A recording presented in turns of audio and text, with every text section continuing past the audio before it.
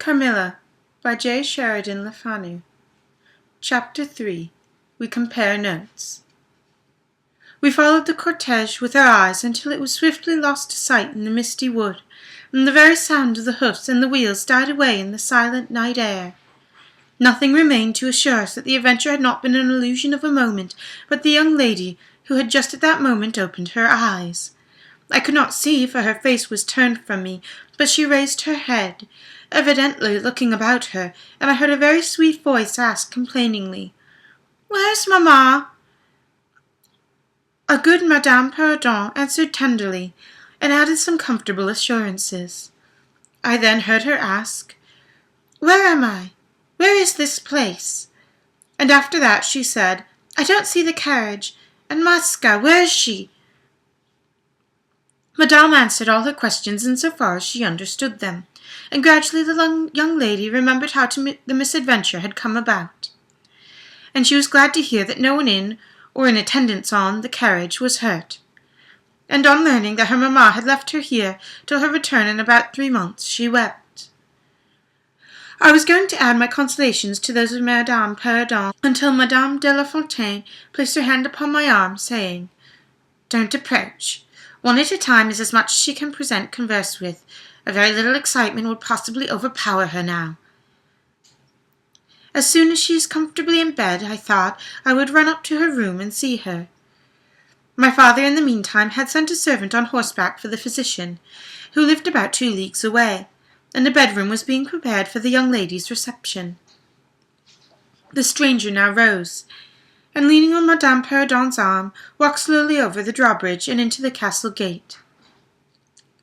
In the hall the servants waited to receive her, and she was conducted forthwith to her room, the room we usually sat in, as our drawing-room is long, and having 4 windows that looked over the moat and drawbridge, upon the forest scene I have just described.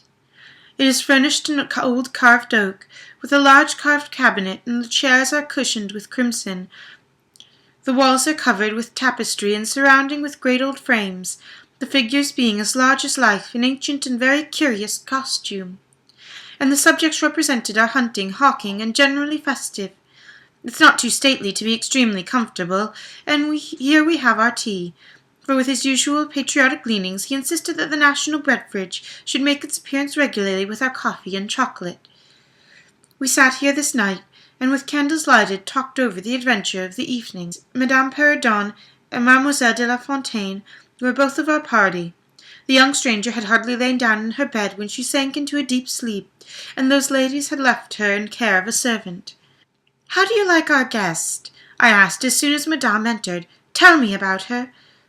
"I like her extremely," answered Madame. "She is, I think, almost the prettiest creature I ever saw, about your age, and gentle and nice." "She is absolutely beautiful," threw in Mademoiselle, who had peeped in for a moment to the stranger's room. "And such a sweet voice," added Madame Perrodon.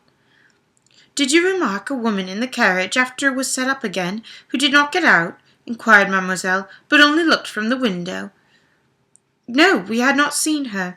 With a sort of coloured turban on her head, who was gazing all the time from the carriage window, nodding and grinning derisively towards the ladies, teeth set in a fury."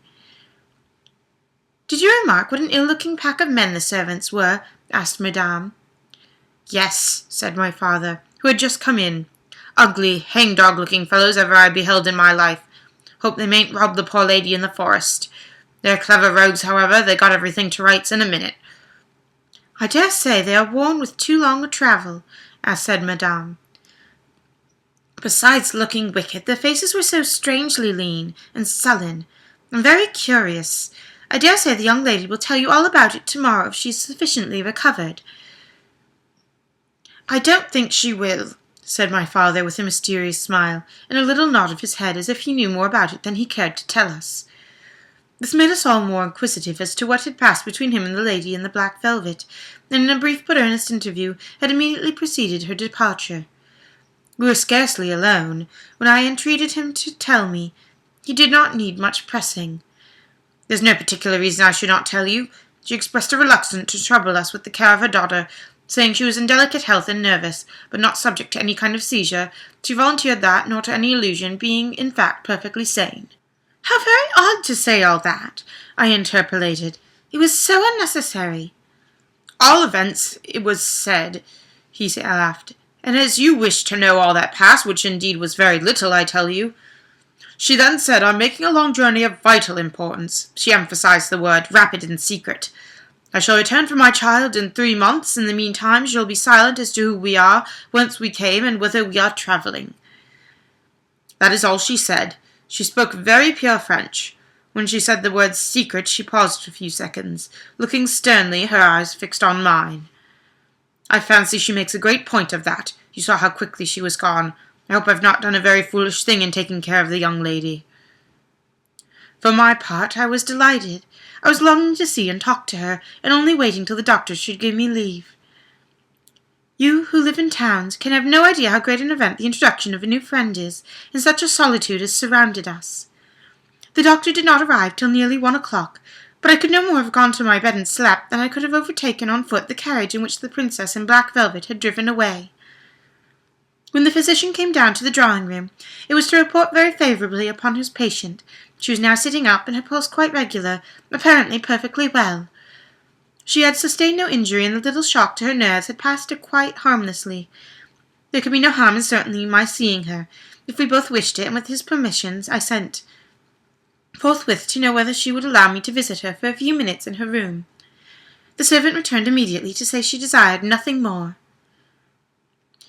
You may be sure I was not long in availing myself of this permission. Our Victor lay in one of the handsomest rooms in the Schloss. It was perhaps a little stately. There was a sombre piece of tapestry opposite the foot of the bed representing Cleopatra with the asps to her bosom. And other solemn classic scenes were displayed, a little faded upon other walls, but there was a gold carving and rich and varied colour enough in the other decorations of the room to more than redeem the gloom of the old tapestry. There were candles at the bedside. She was sitting up, and her slender, pretty figure enveloped in the soft silk dressing-gown, embroidered with flowers and lined with thick quilted silk, which her mother had thrown over her feet as she lay upon the ground.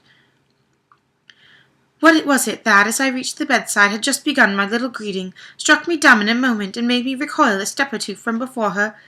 I would tell you. I saw a very face which had visited me in childhood at night, which remained so fixed in my memory, and on which I had for so many years so often ruminated with horror, and when no one suspected of what I was thinking. It was pretty, even beautiful, and when I first beheld it, wore the same melancholy expression. But this almost instantly lighted into a strange fixed smile of recognition. There was a silence on fully a minute, and then at length she spoke, though I could not. "How wonderful!" she exclaimed. 12 years ago I saw your face in a dream, and it has haunted me ever since." "Wonderful indeed," I repeated, overcome with an effort in the horror that had come for a time suspended my utterances. 12 years ago in a vision, or reality, I certainly saw you. I could not forget your face. It has remained before my eyes ever since." Her smile had softened. Whatever I had fancied strange in it was gone, and it was in her dimpling cheeks, now delightfully pretty and intelligent. I felt reassured, and continued more in the vein which hospitality indicated, to bid her welcome, and to tell her how much pleasure her accidental arrival had given us all, and especially what happiness it was to me. I took her hand as I spoke. I was a little shy, as lonely people are, but her situation made me eloquent and even bold. She pressed my hand as she laid hers upon it, and her eyes glowed, as if, looking hastily into mine, she smiled again and blushed. She answered my welcome prettily, and I sat down beside her, still wondering, as she said, "I must tell you my vision about you. It's so very strange that you and I should have had each other so vivid a dream, that each should have seen you and I, and you me, looking as we do now, when of course we were both mere children. I was a child, about 6 years old, and I awoke from a confused and troubled dream, and I found myself in a room unlike my nursery, wainscoted and clumsily in some dark wood, with cupboards and bedsteads and chairs, and benches I placed about it. The beds were, I thought, all empty, and the room itself without anyone but myself in it. And I, after looking about me for some time, and admiring especially an iron candlestick with 2 branches, which I should certainly know again, kept under one of the beds, to reach the window, but as I got from under the bed I heard someone crying. I looked up while I was still on my knees and saw you, most assuredly you. As I see you now, a beautiful young lady with golden hair and large blue eyes and lips, your lips as you are, here. Your looks won me, and I climbed into the bed and put my arms about you. I think we both fell asleep. I was aroused by a scream, and you were sitting and screaming, and I was frightened, and slipped down upon the ground, and it seemed to me lost consciousness for a moment, and when I came to myself I was again in my nursery at home. Your face I have never forgotten since. I could not be misled by mere resemblance. You are the lady whom I saw then. It was now my turn to relate my corresponding vision, which I did, to the undisguised wonder of my new acquaintance. I don't know which should be the most afraid of the other, she said again, smiling. If you were less pretty, I think I should be very much afraid of you. But being as you are, and you and I, both so young, I feel only that I have made your acquaintance 12 years ago, and I've already right to your intimacy. At all events, it does not seem as we were destined from our earliest childhoods to be friends. I wonder whether you feel as strangely drawn towards me as I do to you. I've never had a friend. Shall I find one now? She sighed, and her fine dark eyes gazed passionately on mine. Now the truth is, I felt rather unaccountably towards the beautiful stranger. I did feel, as she said, drawn towards her, but there was also something of repulsion. In this ambiguous feeling, however, the sense of attraction immediately prevailed. She interested and won me, and she was so beautiful and so incredibly engaging. I perceived now something of languor and exhaustion stealing over her, and hastened to bid her good night. The doctor thinks, I added, that you ought to have a maid to sit up with you tonight. One of ours is waiting, and you'll find her very useful and a quiet creature. How kind of you, but I could not sleep. I never could with an attendant in the room. I shan't require any assistance, and I shall confess my weakness. I am haunted with a terror of robbers. Our house was robbed once and 2 servants murdered, so I always lock my door. It's become a habit, and you look so kind, I know you'll forgive me. I see there's a key in the lock. She held me close in her pretty arms for a moment and whispered in my ear, Good night, my darling. It's very hard to part with you, but good night, tomorrow. But not early, I shall see you again. She sank back on the pillow with a sigh, and her fine eyes followed me with a fond and melancholy gaze, and she murmured again, Good night, dear friend. Young people like, and even love, on impulse. I was flattered by the event, even though yet undeserved fondness had showed me. I liked the confidence with which she had received me. She was determined that we should be very near friends. Next day we meet again, and I was delighted with my companion, that is to say, in many respects. Her looks lost nothing in daylight. She was certainly the most beautiful creature I had ever seen, and the unpleasant resemblance of the face presented in my early dream had lost the effect of the first unexpected recognition. She confessed that she had experienced a similar shock on seeing me, and precisely the same faint antipathy that had mingled with my admiration of her. We now laughed together over our momentary horrors.